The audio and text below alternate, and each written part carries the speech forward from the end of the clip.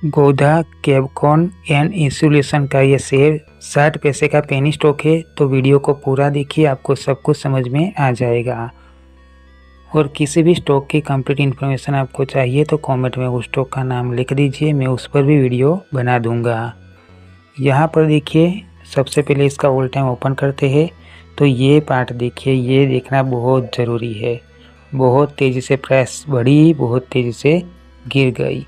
तो यहाँ पर एक बात मैं आपको बता देता हूँ, जो नए इन्वेस्टर है उनको तो लॉस हो ही गया होगा, और जिन्होंने पहले से बाय करके रखा है वो भी वीडियो को पूरा देखिए, समझ में आएगा कि ये क्या है। 2 रुपये का पेनी स्टॉक सितंबर 2021 में, वही स्टॉक 20 रुपीज़ तक मार्च 2022 में पहुंच जाता है, और उसके बाद फिर से अगस्त में 2 रुपये पर आ जाता है 2022 में ही। तो ये देखिए 2021 का 1 रुपये का पेनी स्टॉक अगस्त में 20 तक पहुंचकर फिर से 1 साल के बाद पेनी स्टॉक बनता है।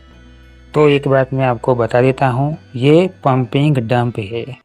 ऐसे स्टॉक के अंदर इन्वेस्ट बिल्कुल भी मत कीजिए, नहीं तो आपको लॉस होगा, प्रॉफिट बुक ही नहीं कर पाओगे, सेल ही नहीं कर पाओगे। बाय करके रखा है तो यहाँ पर इसका फंडामेंटल को एनालाइज करेंगे। वॉल्यूम देखिए कितना बढ़ चुका है। बाय सेल करने में अभी तो कोई प्रॉब्लम नहीं आएगी, लेकिन फंडामेंटल कितना स्ट्रॉन्ग है वो देखना ज़रूरी है। 92 करोड़ इसकी मार्केट कैप, बहुत ही नेगेटिव है। पी रेशियो 12.40, ये थोड़ा सा योग्य लगता है, लेकिन मार्केट कैप तो 100 करोड़ भी नहीं है, तो ये भी नेगेटिव। इस कंपनी के ऊपर 0.79 का यहाँ पर इस कंपनी के ऊपर 0.79 का डेप्थ है। तो यहाँ पर देखा जाए तो एक पेनी स्टॉक के हिसाब से अगर देखा जाए तो ये नेगेटिव पॉइंट है। उसके बाद इसका ROE 7% कंप्लीट, लेकिन EPS 5 पैसा, ये भी नेगेटिव। सिर्फ 5 पैसे का ही प्रॉफिट होगा एक शेयर के ऊपर, तो ये भी नेगेटिव। फेस वैल्यू 1 रुपये। देखा जाए तो इसका फंडामेंटल तो नेगेटिव है। अगर इसका फाइनेंशियल को देखा जाए तो यहाँ पर देखिए 2023 में 4 करोड़ का रेवेन्यू जनरेट किया, 2024 में 18 करोड़ का रेवेन्यू जनरेट किया था। लेकिन इसका अगर प्रॉफिट की बात करें तो 1 करोड़ का लॉस 2023 में, और 2024 में 51 लाख का प्रॉफिट, तो ये भी बहुत कम ही है। अब इसकी शेयर होल्डिंग पैटर्न को अगर देखें तो यहाँ पर देखिए रिटेल की 100% यहाँ पर सिर्फ पब्लिक की ही होल्डिंग है। तो ये बहुत ही ज़्यादा रिस्की स्टॉक बन जाता है। अगर ये स्टॉक के अंदर प्रमोटर्स 20% भी होते तो भी कोई कह सकता, तो भी कुछ बता सकते कि 20% तो प्रमोटर्स की होल्डिंग है, लेकिन प्रमोटर्स ने अपनी होल्डिंग को सेल कर दिया। 100% यहाँ पर पब्लिक की ही होल्डिंग है।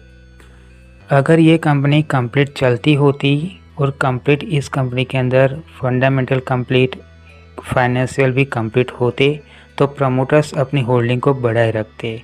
लेकिन कंपनी, एक बात मैं आपको बता देता हूँ, यहाँ पर प्रमोटर्स की होल्डिंग बहुत ही है ही नहीं। यहाँ पर प्रमोटर्स की कोई होल्डिंग ही नहीं है, यहाँ पर सिर्फ पब्लिक की ही होल्डिंग है। तो ये पब्लिक की होल्डिंग के अंदर ऑपरेटर्स भी होते हैं और पब्लिक भी, तो यहाँ पर इन्वेस्ट करना बहुत ही रिस्की बन जाता है। 2023 में इनके पास नॉन करंट एसेट्स 7 करोड़ के थे और 2024 में 6 करोड़ के, तो नॉन करंट एसेट्स भी इनके कम हो रहे हैं। अब देखिए यहाँ पर का जो ये फंडामेंटल है वो नेगेटिव है, फाइनेंशियल भी थोड़ा सा नेगेटिव है। शेयर होल्डिंग पैटर्न को देखें तो यहाँ पर म्यूचुअल फंड का, DII का और FII का कोई भी इन्वेस्टमेंट नहीं है। यहाँ पर प्रमोटर्स का भी कुछ भी नहीं है। यहाँ पर 100% रिटेल की होल्डिंग है, मतलब कि पब्लिक की, तो यहाँ पर भी ये नेगेटिव पॉइंट हो जाता है। तो इसके अंदर इन्वेस्ट करना बहुत ही ज़्यादा रिस्की है। किसी दिन यहाँ पर अपर सर्किट लगते हुए दिखे तो ये मत समझिए कि स्टॉक में तेज़ी आ गई है। किसी दिन लोअर सर्किट लगना भी उसी तरीके से यहाँ पर शुरू हो जाएंगे। जैसे अपर सर्किट लगते हैं वैसे ही लोअर सर्किट भी लगना शुरू हो जाएंगे। स्टॉक की प्राइस गिरेगी और प्रॉफिट को बुक भी नहीं कर पाओगे, क्योंकि उससे पहले तो लोअर सर्किट लग जाएगा। इसलिए ये स्टॉक बहुत ही रिस्की है। फिर भी अगर इसके अंदर इन्वेस्ट करना है तो अपने रिस्क पर कर सकते हैं। ये वीडियो एजुकेशन पर्पज़ के लिए है। जो सही इन्फॉर्मेशन थी वो मैंने आपको बताई।